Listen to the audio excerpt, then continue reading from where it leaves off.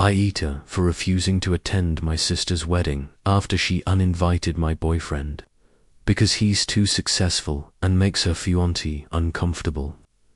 I never thought I'd be writing this, but here we are. I'm a 28-year-old woman and my sister Emma is 31. We've always had a complicated relationship, but I thought we'd gotten past most of our childhood rivalry issues. Apparently, I was wrong. Emma got engaged to her boyfriend Mark about 8 months ago, and I was genuinely happy for her.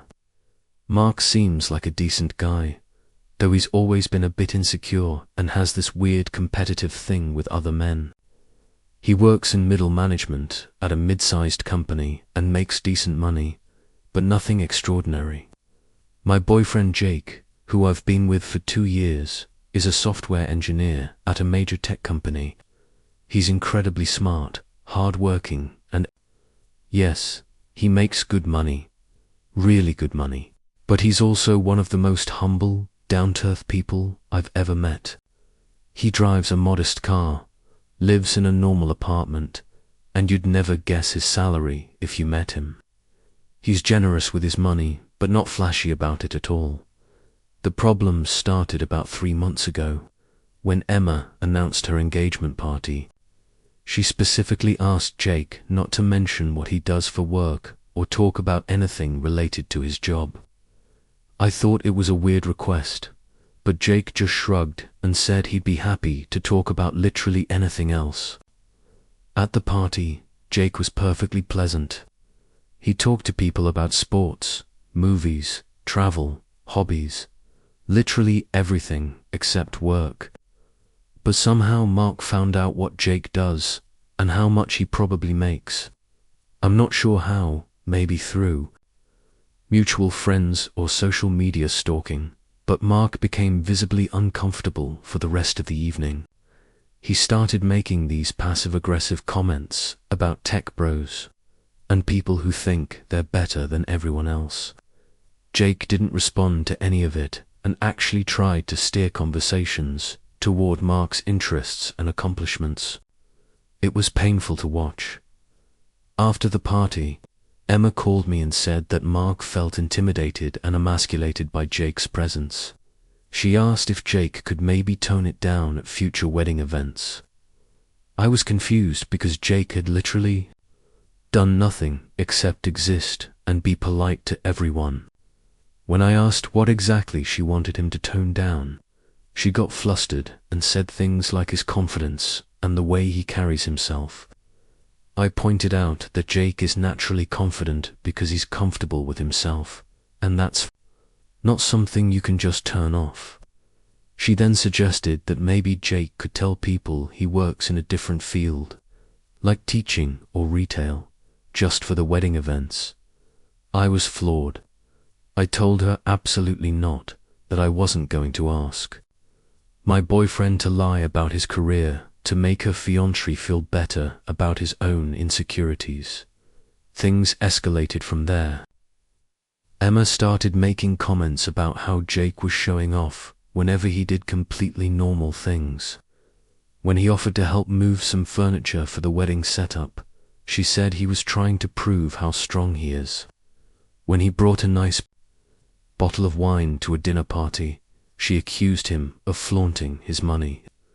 When he mentioned a book he was reading, she rolled her eyes and said he was acting intellectual. It was like she was looking for reasons to be annoyed with him.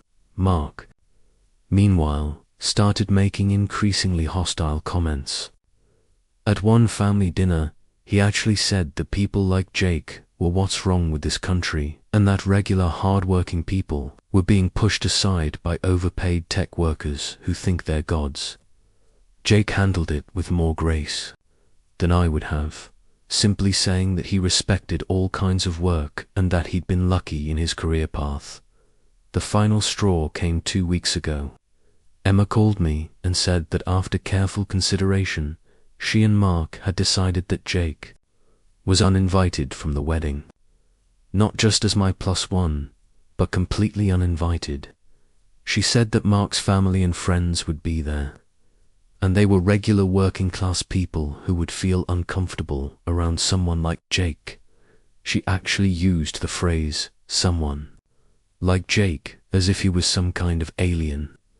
When I asked her to clarify what she meant, she said that his success and education made other people feel bad about themselves, and that it wasn't fair to make Mark's family deal with that on his wedding day. I was absolutely stunned. I pointed out that Jake had never once made anyone feel bad about themselves, that he was consistently kind and interested in other people, and that the only person who seemed to have a problem with his success was Mark himself. Emma then tried to frame it as doing me a favor, saying that I'd probably have more fun at the wedding without having to babysit Jake and make sure he didn't say anything that would upset people. This infuriated me because, first of all, Jake is a grown man who doesn't need babysitting, and second of all, the only person who'd been saying upsetting things was Mark. I told her that if Jake wasn't welcome, then I wouldn't be attending either. She immediately started backtracking, saying I was being dramatic and that of course I had to be at her wedding because I'm her sister. I explained that Jake is my partner and excluding him is excluding me. She then offered a compromise where Jake could come to the ceremony but not the reception, which was somehow even more insulting. Since then, the family drama has been intense. My parents are split. My mum thinks I should just go to keep the peace and that I can spend time with Jake any other day. She keeps saying things like it's just one day and Emma's happiness should come first. My dad, on the other hand, thinks Emma and Mark are being ridiculous and has actually said he's considering not going either. If they're going to treat Jake like this, Emma's been texting me constantly, alternating between begging me to reconsider and getting angry that I'm ruining her wedding by making it about me and Jake. She's also been telling other family members that I'm choosing my boyfriend over my sister, which has resulted in a bunch of relatives calling to weigh in with their opinions. Mark, meanwhile, has been making posts on social media about fake people and gold diggers, which I can only assume are directed at Jake and me. It's ironic because I make my own good money as a marketing director, and I was financially independent long before I met Jake. But apparently, in Mark's mind, I'm some kind of opportunist who's only with Jake for his money. Emma hasn't asked him to stop these posts, which tells me everything I need to know about where her loyalties lie. The wedding is in 3 weeks, and Emma is now saying that if I don't come, she'll never forgive me and our relationship will be permanently damaged. She's enlisted our aunt and grandmother to guilt-trip me, and they're both calling multiple times a day to tell me I'm being selfish and stubborn. My grandmother actually said that I should be grateful Emma found someone willing to marry her at her age, and that I shouldn't rock the boat over something so trivial. The thing is, this doesn't feel trivial to me at all. This feels like a fundamental issue of respect and acceptance. Jake is planning to be part of my life long term, and if my family can't accept him for who he is, then I don't know how we move forward from here. What makes this even more complicated is that Jake has been incredibly understanding about the whole situation. He's told me multiple times that if I want to go to the wedding without him, he completely understands and supports my decision. He's never once asked me to choose him over my family or made me feel guilty about considering attending without him. In fact, he's encouraged me to think about what's best for my long-term relationship with my sister. But that's exactly why I feel like I need to stand up for him. He's too kind and secure to demand that I defend him, but that doesn't mean he doesn't deserve to be defended. I've also been thinking about what this means for the future. If Jake and I get married, will Mark refuse to attend our wedding? If we have children, Will Mark not want them around his kids because they might have advantages that make his children feel bad? Where does this end? It feels like Emma is asking me to manage Mark's insecurities for the rest of our lives, and I don't think that's fair to anyone involved. Some of my friends think I'm being too rigid and that I should just go to the wedding to maintain family harmony. They argue that it's one day and that I can make my point without missing such an important event. Others think I'm absolutely right to stand my ground and that Emma needs to learn that there are consequences for treating people poorly. My best friend pointed out that if the situation were reversed, if Emma's partner was being excluded from my wedding for some arbitrary reason, she would expect me to skip it in solidarity. I've also been wondering if there's something I'm missing or not understanding about Mark's perspective. I've tried to put myself in his shoes and imagine how I might feel if I were around someone who was significantly more successful than me. I think I'd probably feel a little intimidated or insecure, which is normal and human. But I'd like to think I'd work on those feelings internally rather than demanding that the other person be excluded from events. I'd try to get to know them as a person rather than reducing them to their job title and salary. And I definitely wouldn't want my partner's family relationships to suffer because Emma sent me a long email yesterday trying one more time to convince me to come. She said that she loves me and wants me there, but that her wedding day needs to be about her and Mark being happy and comfortable. She said that having Jake there would create tension and drama that would ruin their special day. She promised that after the wedding, we could all work on building a better relationship, but that the wedding itself needed to be Jake-free for everyone's sake. She ended the email by saying that if I really loved her, I'd understand and make this sacrifice for her happiness. Reading that email, I felt sad and frustrated and angry all at once. I'm sad because I do love my sister and I want to be there for her big day. I'm frustrated because this whole situation could be avoided if Mark would just work on his own issues, instead of expecting everyone else to accommodate them. And I'm angry because I feel like Emma is asking me to betray my own values and my partner to enable someone else's bad behavior. So here I am, 3 weeks before the wedding, still uninvited as a couple and trying to decide what to do. Part of me thinks I should just suck it up and go alone to preserve family relationships. Part of me thinks that going would be sending the message that it's okay to treat Jake poorly as long as there's a special occasion involved. And part of me is just exhausted by the whole thing and wants to wash my hands of the drama entirely. I know that whatever I decide, there will be consequences. If I don't go, Emma will be hurt and angry, and other family members will probably take sides. If I do go, I'll feel like I'm betraying Jake and compromising my own principles.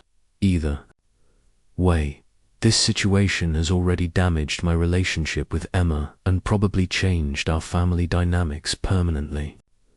Am I the arsehole for refusing to attend my sister's wedding after she uninvited my boyfriend because his success makes her fiancé uncomfortable? Should I prioritize family harmony over standing up for my partner? Is there a compromise I'm not seeing that could make everyone happy? I honestly don't know anymore, and I'm running out of time to figure it out. Aita for exposing my best friend's affair to her husband after she refused to stop seeing her co-worker, even though she begged me to keep it secret. I'm 29 years old and I've been best friends with Sarah since college. We've been through everything together over the past 8 years, and I genuinely thought we'd be friends for life. Sarah has been married to David for 4 years, and they have a 2-year-old daughter named Lily. David is honestly one of the nicest guys I know. He's funny, kind, devoted to his family, and treats Sarah like a queen. He works long hours as a nurse to support their family while Sarah stays home with Lily, and he never complains about being tired or stressed. Whenever I've seen them together, they seemed genuinely happy, which is why what happened next completely blindsided me about 6 months ago. Sarah started a part-time job at a marketing firm to help with finances, and because she wanted some adult interaction outside of being a full-time mum, she seemed excited about getting back into the workforce and would tell me stories about her co-workers and the projects she was working on. One name that kept coming up was Alex, a 32-year-old account manager who was apparently helping her learn the ropes. At first, it seemed innocent enough. Sarah would mention how helpful Alex was, how he'd shown her shortcuts in their software, or how he'd brought coffee for the team. I didn't think anything of it because Sarah had always been friendly and appreciative of people who helped her. But then the tone of her stories started changing. Instead of talking about work projects, she'd focus on conversations she'd had with Alex about personal topics. She'd mention how he understood her struggles with balancing work and motherhood, how he listened to her concerns about losing her identity after becoming a parent, and how refreshing it was to talk to someone who got it. She started comparing him to David in subtle ways, saying things like Alex actually remembers when I tell him about my day, or Alex thinks my ideas are really smart, with an implication that David didn't do these things, which confused me because David had always seemed very attentive and supportive whenever I'd observed their interactions. The first real red flag came about 3 months ago when Sarah mentioned that she and Alex had started having lunch together regularly. She said it was nice to have a friend at work and that they'd discovered they had a lot in common. When I asked if David knew about these lunches, she got defensive and said there was nothing to know about because they were just friends. But something in her tone made me uncomfortable. She started mentioning Alex constantly, to the point where every conversation we had somehow circled back to something funny he'd said or some insight he'd shared. I began to suspect that Sarah was developing feelings for this guy, but I told myself it was probably just a harmless crush that would fade once the novelty of having a work friend wore off. Things escalated quickly after that. Sarah started staying late at work more often, claiming there were projects she needed to finish. She'd text me during these late nights, usually complaining about how hard it was to balance everything, or how tired she was, but she'd also slip in mentions of Alex staying late too, and how they'd ordered dinner to the office. When David would call during these late nights, she'd step outside to take the calls and would come back seeming annoyed or distant. She started dressing differently for work, buying new clothes and spending more time on her appearance in the mornings. She'd always been pretty, but suddenly she was putting in effort that she hadn't bothered with in years. The breaking point came 2 months ago, when Sarah asked if she could come over to my apartment one evening. She seemed agitated and emotional, and I could tell something significant had happened. After pacing around my living room for 20 minutes, she finally broke down and confessed that she'd been having an affair with Alex. She said it had started as an emotional connection, but had become physical about a month earlier. She was crying and saying she never meant for it to happen, that she loved David and didn't want to hurt him, but that she felt like a completely different person when she was with Alex. She said Alex made her feel young and exciting again, like she was more than just a wife and mother. She described feeling alive in a way she hadn't felt in years. I was completely shocked. I'd suspected she had feelings for Alex, but I hadn't imagined she'd actually act on them. I asked her what she planned to do, and she said she didn't know. She kept going back and forth between saying she needed to end things with Alex and saying she couldn't bear the thought of losing what they had. She begged me not to tell anyone, especially not David, saying that she needed time to figure things out and that telling David would destroy their family. She said Lily needed both her parents and that David didn't deserve to have his world turned upside down over what might just be a phase she was going through. I reluctantly agreed to keep her secret, but only on the condition that she would end the affair immediately. I told her she needed to either fully commit to her marriage or leave David, but that continuing to cheat was unfair to everyone involved. She promised she would end things with Alex and focus on rebuilding her relationship with David. I believed her because I wanted to believe her, and because the Sarah I'd known for 8 years wasn't someone who would deliberately hurt the people she loved. But over the next few weeks, it became clear that Sarah had no intention of ending the affair. She kept finding excuses to work late, and her stories about Alex continued. When I'd bring up our conversation and ask how things were going with ending the relationship, she'd get defensive and say it was complicated or that she was working on it. She started lying to me about little things, like claiming she was working late when I'd drive by her office and see that the lights were off, or saying she was going to the grocery store when she'd post photos on social media from restaurants I knew Alex frequented. The lies were what really got to me. I'd kept her secret because I thought she was genuinely struggling with a mistake and trying to make things right. But it became obvious that she was using my silence to continue her double life without consequences. She'd complain to me about David when she was frustrated with him, but then she'd also talk about romantic things Alex had done for her. She was essentially using me as a sounding board for both relationships, which made me feel complicit in her betrayal of David. Meanwhile, David started reaching out to me more often, asking if I knew why Sarah seemed distant or if she'd mentioned being unhappy about anything. He was clearly sensing that something was wrong in their marriage, but he was approaching it with concern and love rather than suspicion.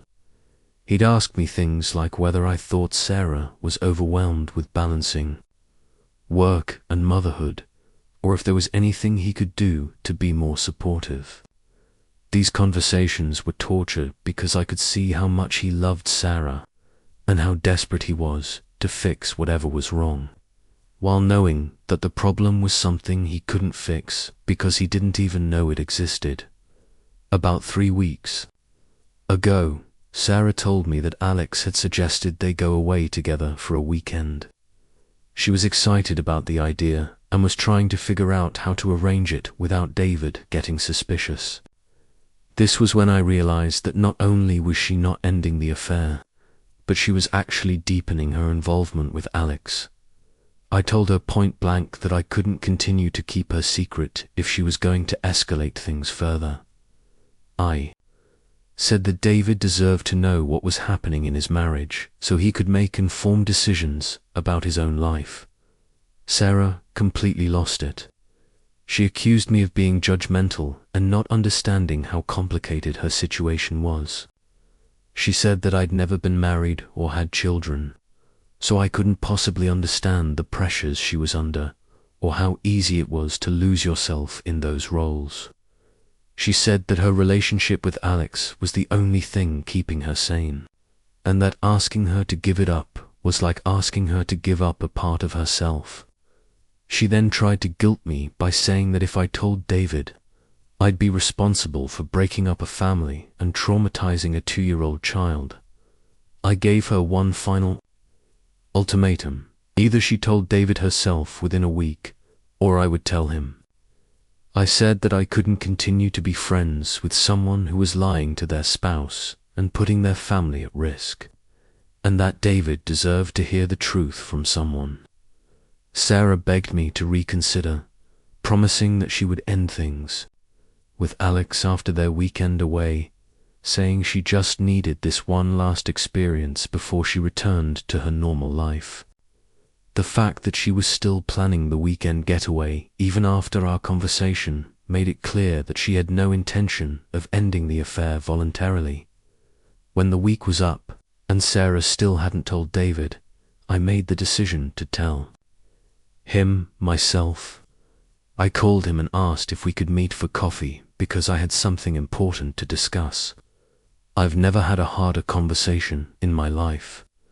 David's face went through so many emotions as I explained what had been going on. First confusion, then disbelief, then devastation, and finally a kind of resigned sadness that broke my heart. He asked me questions about the timeline, about how long I'd known, and about whether I thought Sarah actually loved this other man.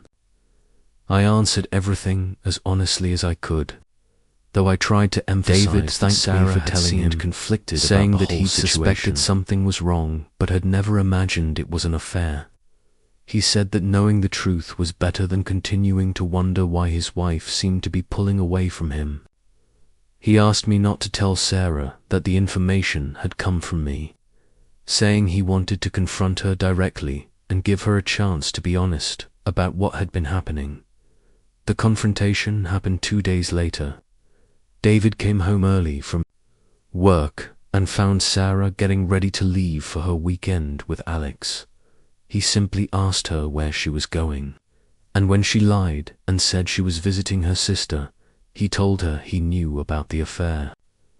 Sarah immediately called me, screaming and crying, accusing me of betraying her trust and ruining her life. She said that David had asked her to leave the house and that she didn't know where she was going to go or how she was going to see Lily. She blamed me for destroying her family and said that if I'd just minded my own business, she could have worked things out on her own terms. Since then, the fallout has been intense. Sarah moved in with Alex temporarily, which I think shows where her priorities really lie.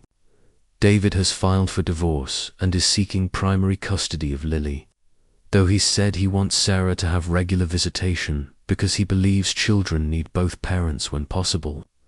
Sarah's parents are furious with her, and her sister has refused to speak to her until she comes to her senses.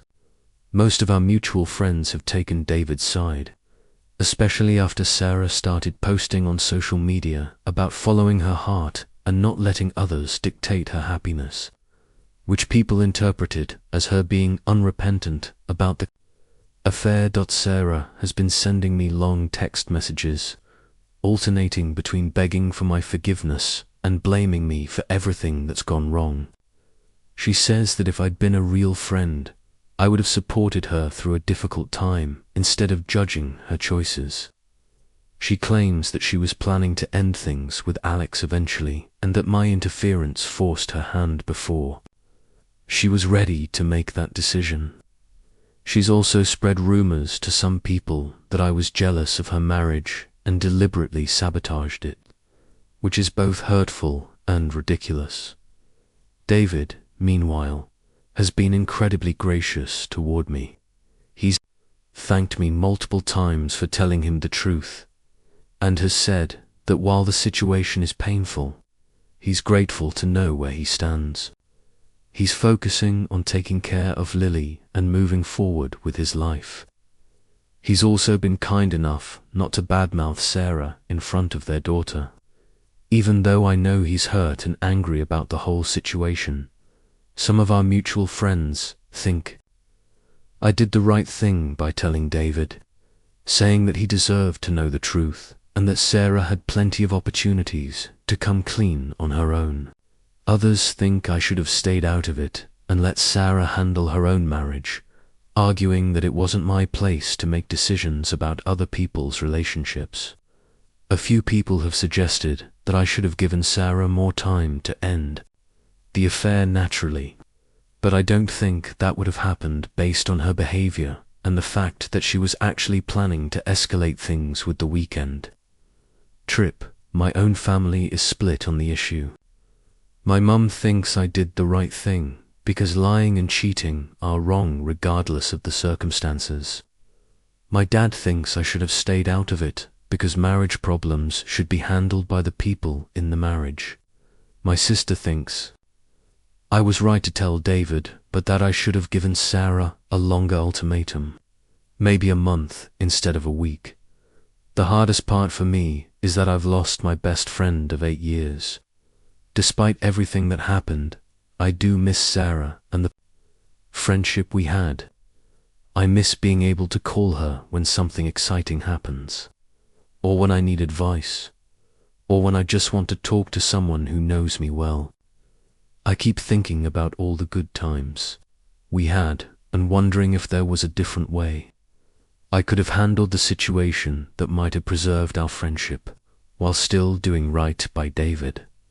I've also been questioning whether I had the right to make the decision I made. Sarah trusted me with her secret, and I broke that trust, even though I believe I did it for the right reasons. I can't shake the feeling that I violated something fundamental about friendship by betraying her confidence. On the other hand, I felt like keeping her secret was making me complicit in her deception of David, and I couldn't continue to look him in the eye knowing what I knew. At the same time, I can't help but feel angry at Sarah for putting me in that position in the first place. She made me choose between loyalty to her and doing what I thought was morally right. She used our friendship as a shield to continue behavior that was hurting her husband and potentially damaging her child's future stability. She had multiple opportunities to come clean on her own and chose not to, leaving me to carry the burden of her secret while watching David suffer in confusion. I've been seeing a therapist to help me process everything that's happened, and she's helped me understand that there probably wasn't a perfect solution to this situation. Someone was going to get hurt no matter what I chose to do. The question was whether I could live with enabling Sarah's deception or with being the one to expose it. In the end, I decided that David's right to know the truth about his marriage outweighed Sarah's desire to keep her affair secret. It's been 2 months since everything came out, and I'm still dealing with the consequences. Sarah and Alex are apparently still together, though I've heard through mutual friends that their relationship is struggling under the pressure of the circumstances surrounding how it started. David is doing better and has started dating someone new, which Sarah is apparently very upset about, despite having left him for another man.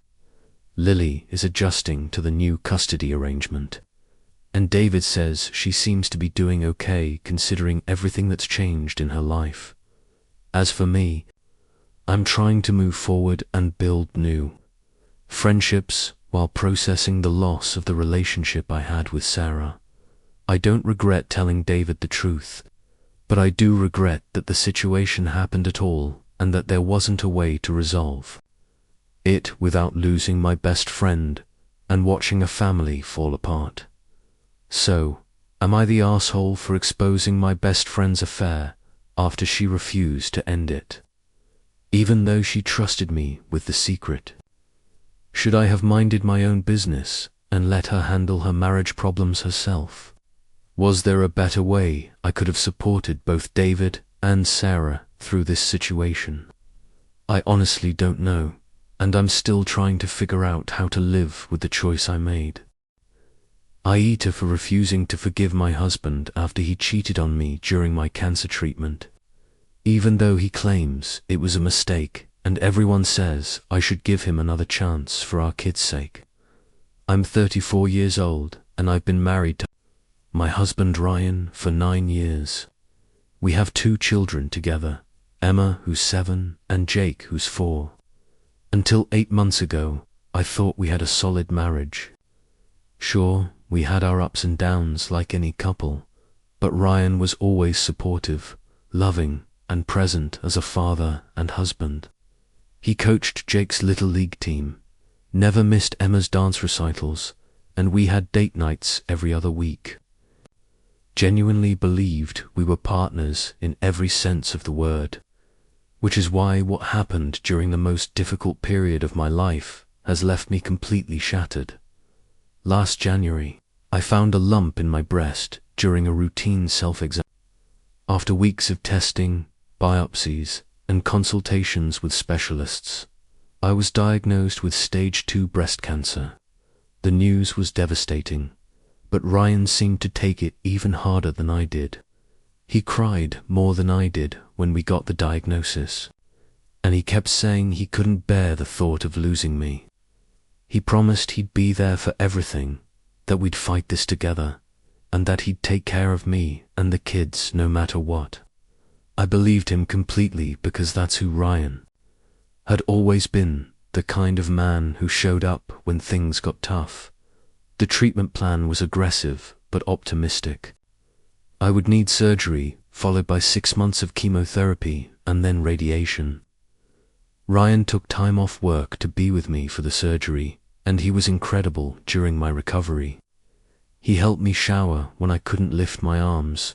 He researched everything about my type of cancer, and he even learned how to braid Emma's hair, because I was too weak to do it myself.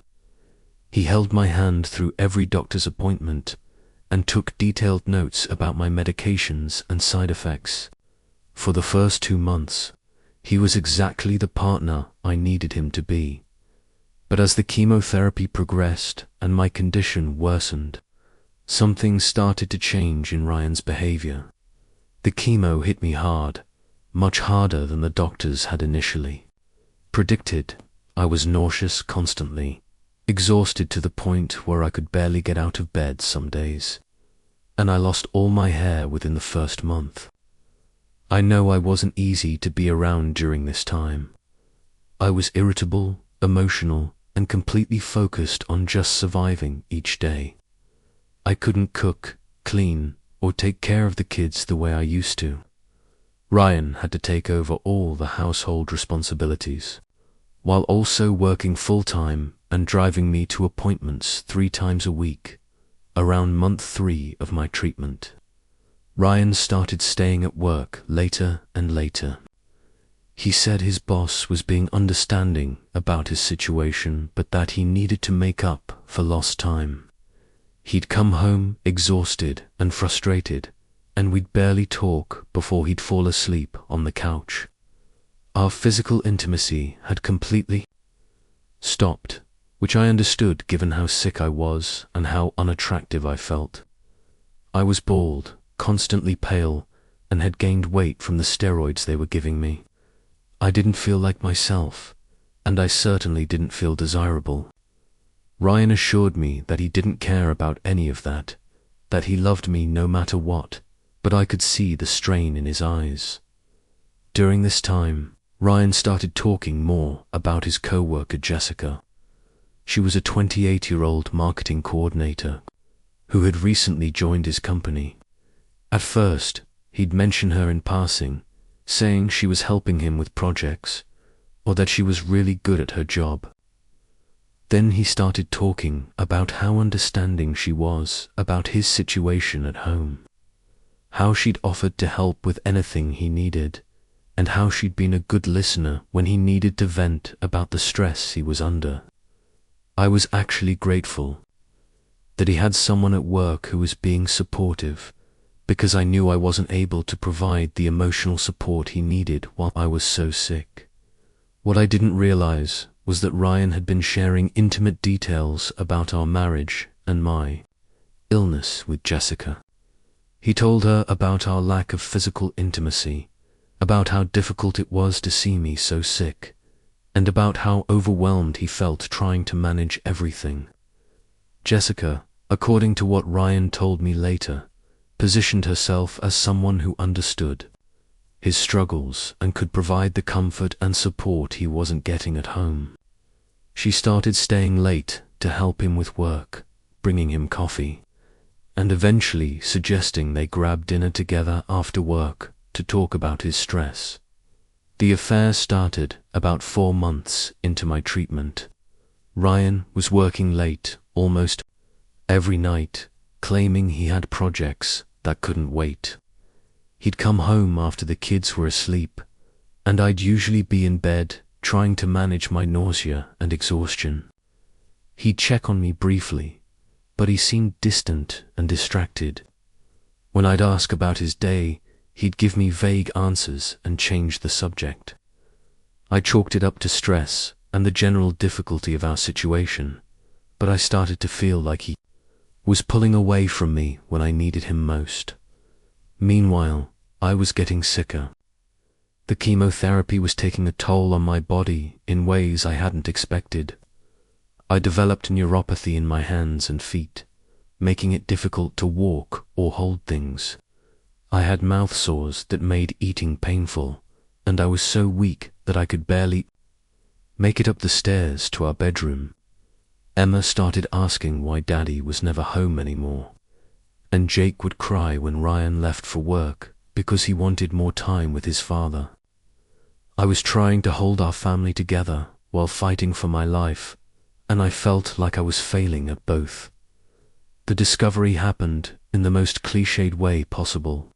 Ryan left his phone on the kitchen counter while he was upstairs putting the kids to bed, and it kept buzzing with text messages. I initially ignored it, but when it buzzed for the 10th time in 5 minutes, I glanced at the screen and saw messages from Jessica. The preview showed enough to make my blood run cold. Missing. You already, and can't wait to see you tomorrow.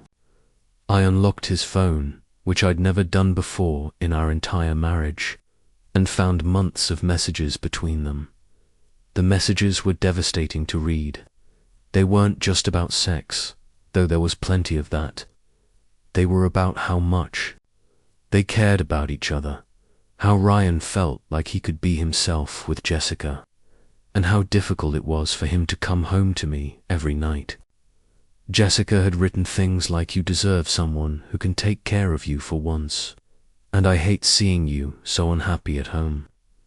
Ryan had responded with messages about how guilty he felt, but how being with her was the only thing that made him feel alive anymore.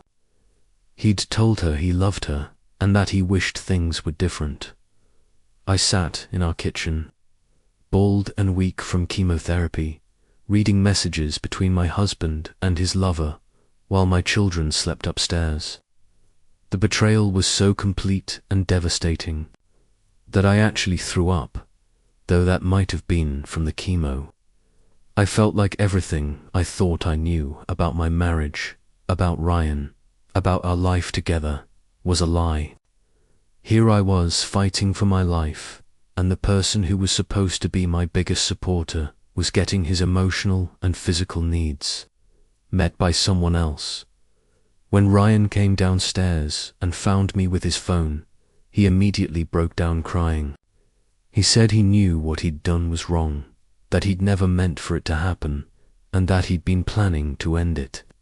He said the stress of my illness had been overwhelming and that he'd made a terrible mistake. He begged me to forgive him, saying that Jessica meant nothing to him and that he'd do anything to make things right. He said he'd been planning to tell me after my treatment was over, that he didn't want to add to my stress while I was so sick. I asked him how long it had been going on, and he admitted it had been 3 months. 3 months of lying to my face, while I was at my most vulnerable. 3 months of coming home from being with another woman and kissing me goodnight. 3 months of me thanking him for working so hard to support our family while he was actually having an affair. The timeline meant that he'd been cheating on me during some of my worst days, when I was so sick I could barely function. Over the next few days, more details came out. Ryan admitted that he and Jessica had been sleeping together at her apartment after work, and sometimes during lunch breaks. He'd told her he was planning to leave me after my treatment was finished, though he now claimed that was something he'd said in the heat of the moment and didn't mean. Jessica had apparently been pressuring him to make a decision about our marriage, and he'd been telling her that he just needed more time. When I asked if he'd used protection, he said they had most of the time, which meant I now had to get tested for STDs while undergoing cancer treatment. The confrontation with Jessica happened the next day. I was too sick to drive, So my sister took me to Jessica's workplace. I wanted to see the woman who had been sleeping with my husband while I was fighting cancer. Jessica was everything I wasn't at that moment. Young, healthy, beautiful, with a full head of shiny hair and clear skin. When I introduced myself as Ryan's wife, she had the audacity to look surprised, as if she hadn't known he was married, despite the fact that he'd been talking about me and our children for months. Jessica tried to claim that Ryan had told her our marriage was over and that I knew about their relationship. When I told her I'd been undergoing chemotherapy for the past 6 months, she looked genuinely shocked. She said Ryan had told her I was sick, but had made it sound like I had a minor illness, not cancer. She claimed she had no idea how serious my condition was, or that Ryan was supposed to be taking care of me. Whether or not that was true, I'll never know. But her willingness to sleep with a married man whose wife was sick tells me everything. I need to know about her character. Ryan ended the affair immediately after I discovered it, and Jessica, apparently, quit her job and moved to another city. But the damage was done. I had to finish my last 2 months of chemotherapy while dealing with the emotional trauma of my husband's betrayal. I was supposed to be focusing all my energy on getting better, but instead I was consumed with anger, hurt, and the constant replay of everything I thought I knew about my marriage. My oncologist was concerned about my stress levels and how they might affect my treatment. But there was nothing I could do to stop the spiral of emotions I was experiencing. Ryan has spent the last 4 months begging for forgiveness. He's gone to individual therapy, he's read books about infidelity and rebuilding trust, and he's done everything he can think of to show me that he's sorry. He's written me letters, bought me gifts, and even got a tattoo of my name on his wrist. He's been the perfect husband since I found out, attentive and caring and present in all the ways he should have been during my treatment. But it feels like too little, too late. The thing that hurts the most is the timing. I can understand that caring for a sick spouse is difficult and stressful. I can even understand that our marriage was strained during my treatment. But instead of talking to me about his struggles, instead of suggesting counseling or finding healthy ways to cope with the stress, he chose to have an affair with a coworker. He chose to get his emotional and physical needs met by someone else while I was at my most vulnerable. He chose to lie to me every single day while I was fighting. For my life, my family and friends are split on what I should do. My mother thinks I should forgive Ryan, because marriage is about surviving the tough times together, and because he's a good father who made a mistake. My sister thinks I should leave him immediately, because anyone who cheats on their spouse during cancer treatment is irredeemable. My best friend thinks I should try counseling because the kids need both parents, and because people can change if they're truly sorry. Ryan's family is predictably on his side. His mother has actually had the nerve to suggest that I bear some responsibility for what happened because I wasn't available to meet his needs during my treatment. His father has said that men have physical needs that women don't understand, and that I should be grateful Ryan didn't leave me entirely. These comments have only made me more angry and more certain that the problem isn't just Ryan's affair, but the entire attitude that somehow my cancer treatment created circumstances that justified his cheating. Our kids know something is wrong, but they don't know the details. Emma has asked why Mummy and Daddy don't sleep in the same room anymore, and why I cry sometimes when I think no one is looking. Jake has been having nightmares and asking if Daddy is going to move away like his friend's daddy did. I've been trying to shield them from the worst of it, but kids are perceptive, and they can sense the tension in our house. The practical considerations are overwhelming. I'm still recovering from treatment and not back to full strength yet. I haven't worked in over a year, and my medical bills are substantial even with insurance. Ryan makes good money, and leaving him would mean figuring out how to support myself and the kids while dealing with the ongoing effects of my treatment. I'm tired all the time. I still have neuropathy in my hands and feet, and I'm not sure I'm ready to handle single parenting while rebuilding my career. But staying feels impossible. 2. Every time I look at Ryan, I think about him coming home from Jessica's apartment and kissing me goodnight. I think about him complaining to another woman about how difficult it was to be married to me while I was sick.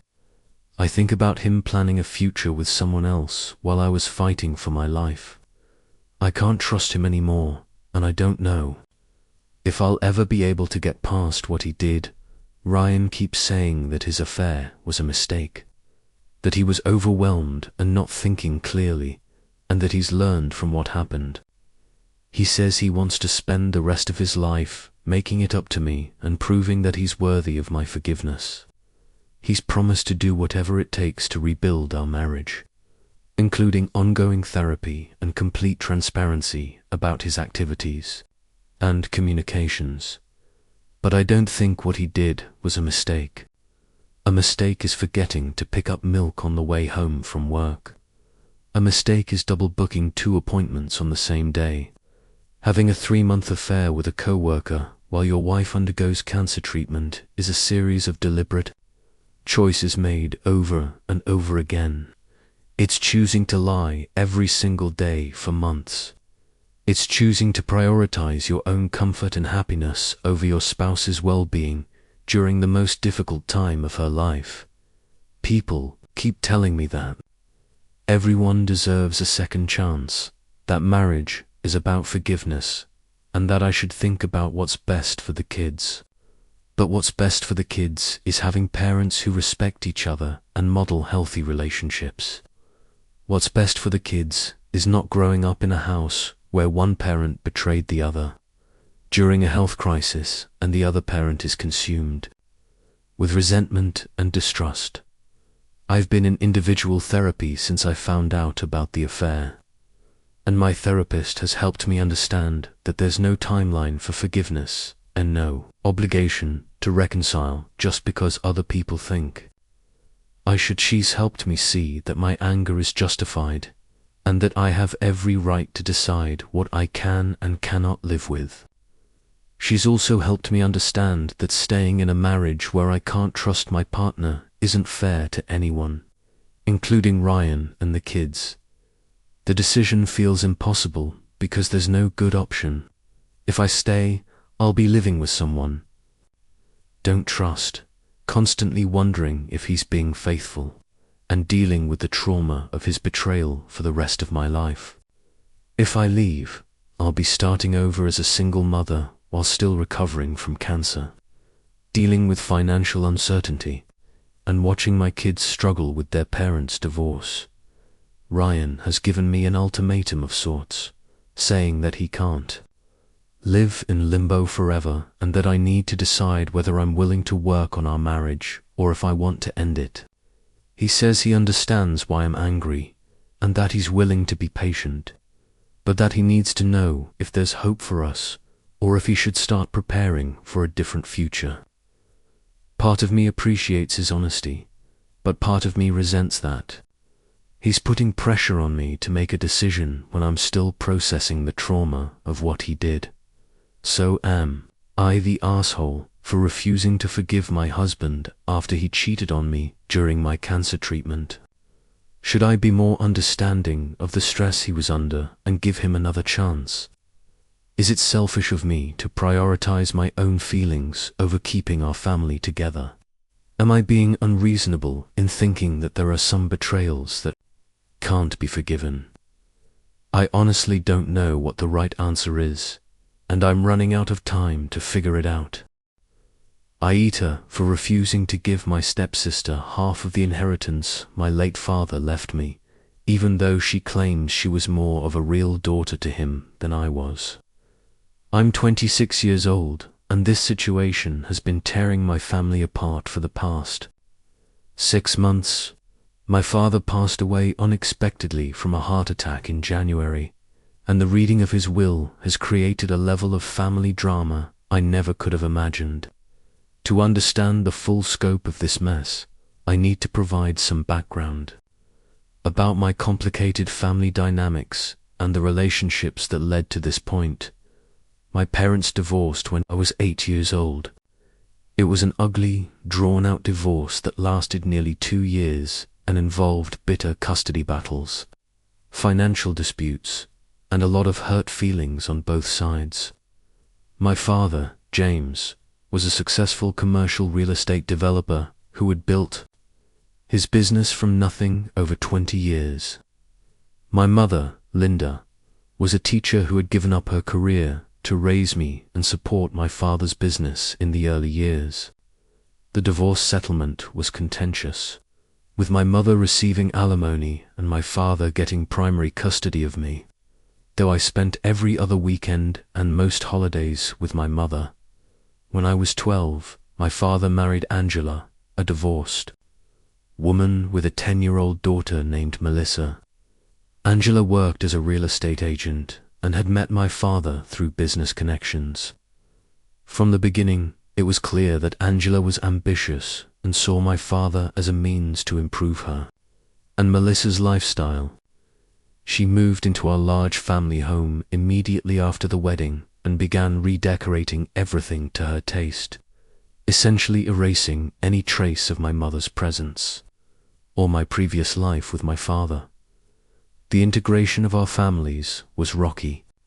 From the start, Melissa was resentful about having to share her mother's attention and seemed to view me as competition for my father's affection and resources. Angela, meanwhile, made it clear that she expected me to treat Melissa as a full sister and that any preferential treatment I received as my father's biological child was unfair.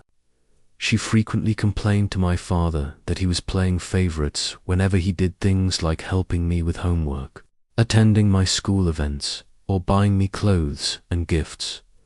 What made the situation more complicated was that I genuinely tried to be a good big sister to Melissa.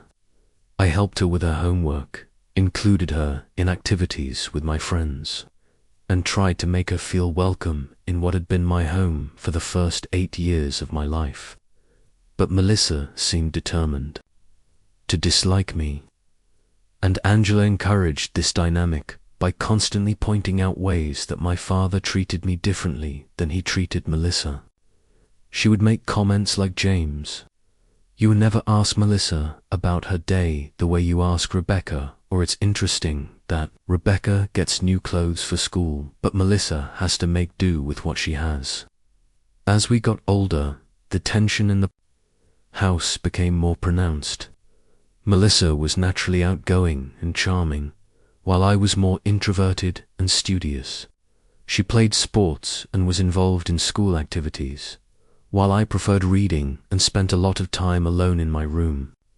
Angela and Melissa began framing this as Melissa being the fun daughter who brought joy to the family, while I was painted as the difficult one who was antisocial and ungrateful for everything my father provided. The real problem started when I was 16 and Melissa was 14. I had been accepted to a prestigious summer program for academically gifted students, and my father was proud and excited to pay for it. The program was expensive, about $8,000 for 6 weeks, but my father said it was an investment in my future and that he was happy to support my education. Angela immediately complained that it wasn't fair for my father to spend that much money on me when Melissa's cheerleading camp only cost $500. She argued that if my father was going to spend $8,000 on my summer activities, he should spend an equal amount on Melissa's activities or opportunities. My father tried to explain that the situations were different, that my summer program was an academic opportunity that could help with college applications, while Melissa's cheerleading camp was a recreational activity she enjoyed. Angela became furious and accused my father of prioritizing me over Melissa because I was his real daughter. She said that a good step-parent would treat both children equally regardless of biology, and that his favoritism was damaging Melissa's self-esteem and their family unity. This argument escalated into a huge fight that lasted for days. Angela threatened to leave my father if he didn't start treating Melissa exactly the same as he treated me. She said that Melissa deserved the same level of financial investment and attention, and that if my father couldn't love Melissa like his own daughter, then maybe they had made a mistake in getting married. My father eventually gave in and agreed to spend an equivalent amount on Melissa's activities, which meant paying for expensive private cheerleading, coaching, and competition fees. From that point forward, Angela made sure that every dollar my father spent on me was matched by an equal expenditure on Melissa. If I got a new laptop for school, Melissa got a new laptop too, even if she didn't need one. If my father paid for my SAT prep courses, he had to pay for equivalent tutoring for Melissa, even though she wasn't college-bound and planned to attend community college. If I received money for clothes or activities, Melissa received the same amount, regardless of whether she had asked for it or needed it. This equality policy created constant tension because my needs and Melissa's needs were often different. I was focused on academics and college preparation, while Melissa was more interested in social activities and fashion. I needed things like textbooks and school supplies, while Melissa wanted things like designer clothes and makeup. But Angela insisted that every expenditure be matched, which meant my father was essentially paying for everything twice. The college years were particularly difficult. My father paid for my tuition, room, and board at a private university, which cost about $60,000 per year. Angela demanded that he set aside an equal amount of money for Melissa, even though Melissa had chosen to attend community college and live at home, which cost only a few $1,000s per year. My father ended up putting $240,000 into a trust fund for Melissa to make up for the difference in our college costs, money that Melissa could access when she turned 25. During college, I came home less and less frequently.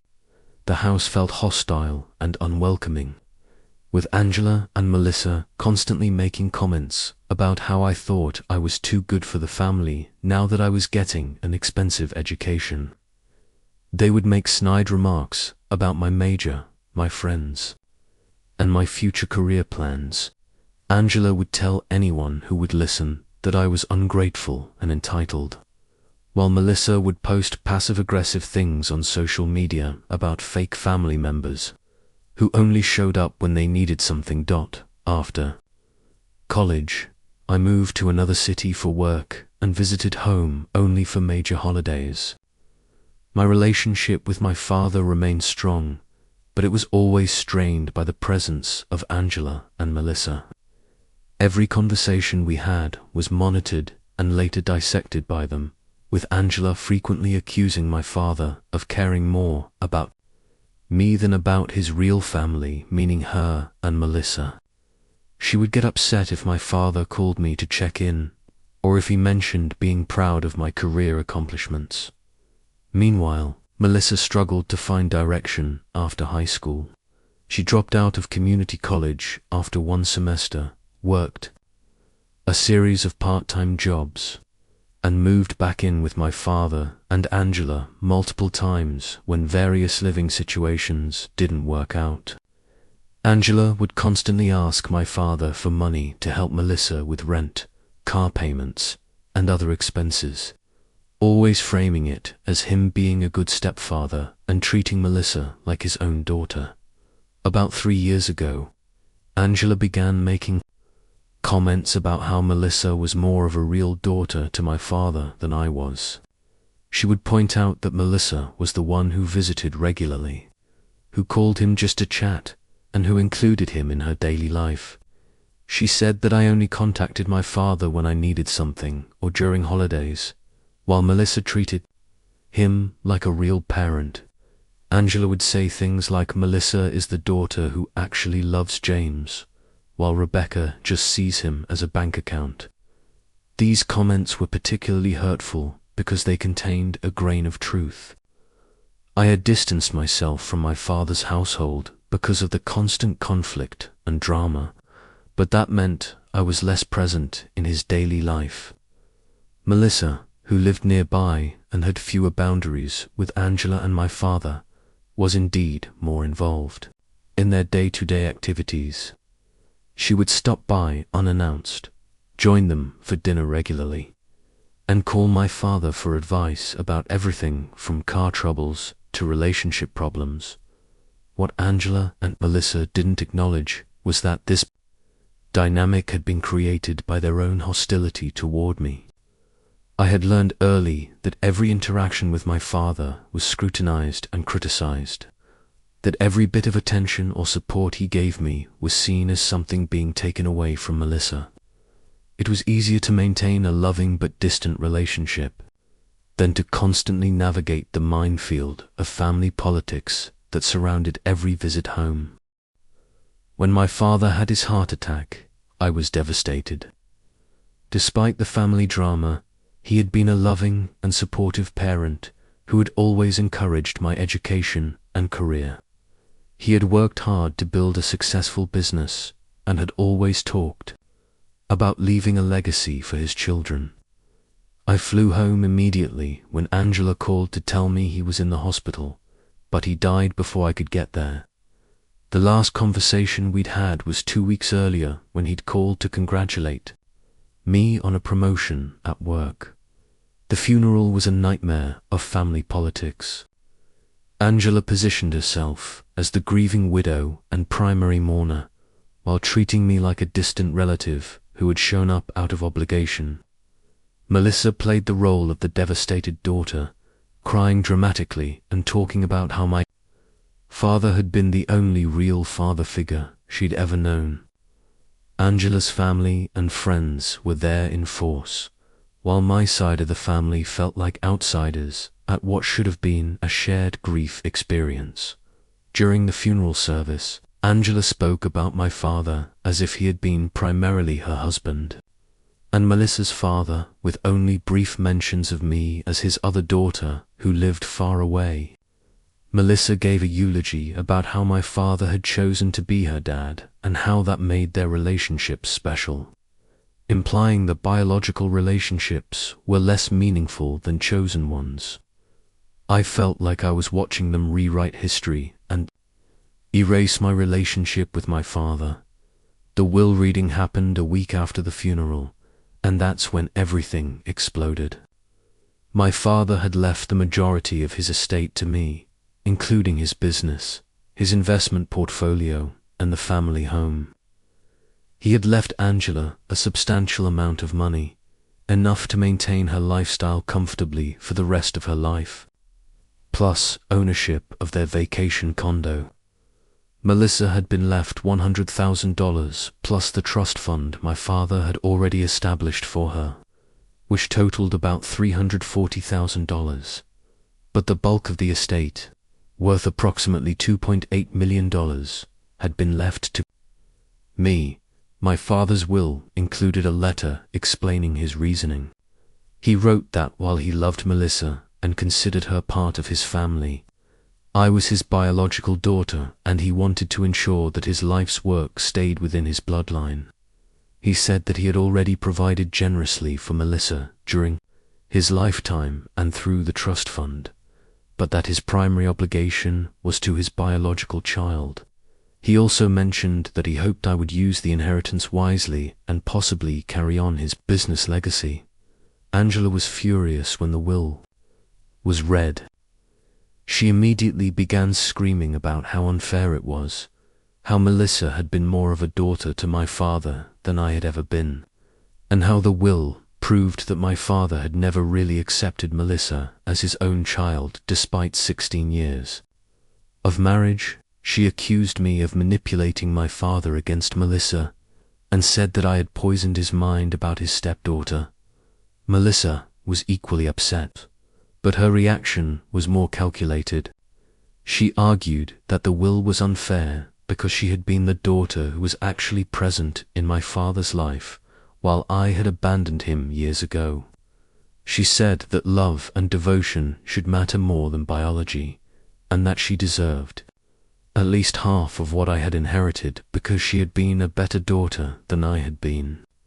She claimed that my father had been pressured into leaving me more money because of societal expectations about biological children, but that his true feelings were reflected in how much he had enjoyed spending time with her versus me. In the weeks following the will reading, Angela and Melissa began a campaign to convince me to do the right thing and share the inheritance equally.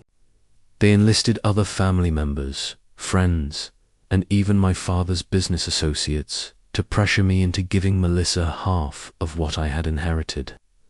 They argued that my father would have wanted his daughters to be treated equally, and that keeping the full inheritance was selfish and greedy. Angela's arguments were particularly manipulative. She would call me crying, saying that Melissa was devastated and felt like she had lost not only her stepfather, but also her sense of belonging in the family. She said that Melissa had always struggled with abandonment issues because of her biological father's absence, and that my father's will had reinforced her fears about not being truly accepted or loved. Angela claimed that sharing the inheritance would honor my father's memory and show that our family valued love over biology. Melissa's approach was different but equally manipulative. She would send me long text messages and emails detailing all the ways she had been a devoted daughter to my father. She would list every visit, every phone call, every holiday she had spent with him, contrasting it with my more limited presence in his life. She argued that inheritance should be based on merit and devotion rather than genetics, and that she had earned a larger share through her consistent love and attention. The pressure campaign expanded to include threats and ultimatums. Angela said that if I didn't agree to share the inheritance, she would contest the will in court and drag the family through years of expensive legal battles. She claimed to have evidence that my father had been mentally compromised when he wrote the will, though she never specified what this evidence was. Melissa threatened to cut off all contact with me and ensure that I would never be welcome at family gatherings or events involving her. Children, she was pregnant at the time. Some family members took their side. Angela's sister called me selfish and said that I should be ashamed of myself for prioritizing money over family relationships. A few of my father's business associates suggested that sharing the inheritance would be good for family harmony, and that my father would have wanted peace among his children. Even some of my own relatives suggested that I should consider giving Melissa something more than what was in the will, though they stopped short of saying I should split everything equally, but other people supported my decision to keep the inheritance, as my father had intended. My mother was firmly on my side, pointing out that my father had been very clear about his wishes, and that Angela and Melissa were essentially trying to override his decisions after his death. Some of my father's oldest friends said that he had talked to them about his estate planning and had been very intentional about how he wanted to distribute his assets. My father's lawyer also confirmed that my father had been of sound mind when he wrote the will and had specifically discussed his reasoning for the distribution. The legal threats turned out to be empty. Angela consulted with several lawyers but was told that the will was ironclad and that there were no grounds for contesting it. My father had been mentally competent. There was no evidence of coercion or manipulation, and he had clearly stated his intentions. The lawyers also told Angela that contesting the will would be expensive and that she would likely end up with less money than she had already been left, since legal fees would eat into her inheritance. 6 months later, the family is still fractured. Angela and Melissa have essentially disowned me, telling everyone who will listen that I'm a greedy, selfish person who values money more than family. They've blocked me on social media and have made it clear that I'm not welcome at family events. Angela has moved out of the family home, which I now own, and bought a smaller house with her inheritance. Melissa used some of her money to buy a car and put a down payment on a house, though she continues to complain that it's not enough and that she deserved more. I've been trying to move forward with my life, but the guilt and stress have been overwhelming. Part of me knows that my father's will reflected his true wishes, and that I have every right to keep what he left me. He was very clear about his intentions, and he had already been generous to Melissa during his lifetime and through the trust fund, but another part of me wonders if I should have been more generous, if sharing the inheritance would have been the right thing to do. For family harmony, the practical considerations are also complex. I've inherited my father's business, which requires active management and decision-making. I've been working with his business partners to either sell the company or transition it to new ownership, which is a complicated process that requires my full attention and authority. Sharing ownership of the business with Melissa, who has no business experience or knowledge of the industry, would have made this process nearly impossible. I've also been dealing with the emotional aftermath of losing my father while simultaneously being attacked by my family. Grief is complicated enough without having to defend my right to inherit what my father chose to leave me. I feel like Angela and Melissa have turned my father's death into a battle over money, rather than allowing us to mourn and remember him together. Some friends have suggested that I could have offered Melissa more money as a gesture of goodwill, even if I wasn't legally obligated to do so. They argue that keeping the peace within the family might have been worth giving up some of the inheritance, and that my father would have wanted his children to maintain a relationship after his death.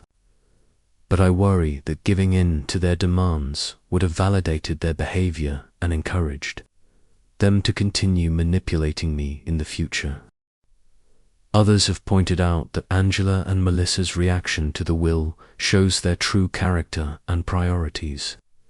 If they had genuinely loved my father and seen him as family rather than a financial resource, they would have been grateful for what he left them and focused on preserving his memory rather than fighting over money. Their immediate turn to manipulation, threats, and character assassination suggests that their relationship with my father was more transactional than they want to admit. I've been seeing a therapist to help me process everything that's happened, and she's helped me understand that my father's will was his final statement about his values and priorities. By following his wishes, I'm honoring his memory and respecting his autonomy to make decisions about his own assets. She's also helped me see that I'm not responsible for managing other people's emotions or expectations, and that Angela and Melissa's disappointment doesn't create an obligation for me to change my father's intended distribution. But the family drama continues to affect every aspect of my life. I can't mention my father or share memories of him without someone bringing up the inheritance controversy. I can't attend family events because of the tension with Angela and Melissa. I can't even fully enjoy the financial security that my father intended to provide, because it's been tainted by months of conflict and accusations. So am I the asshole for keeping the inheritance my father left me instead of sharing it equally with my stepsister?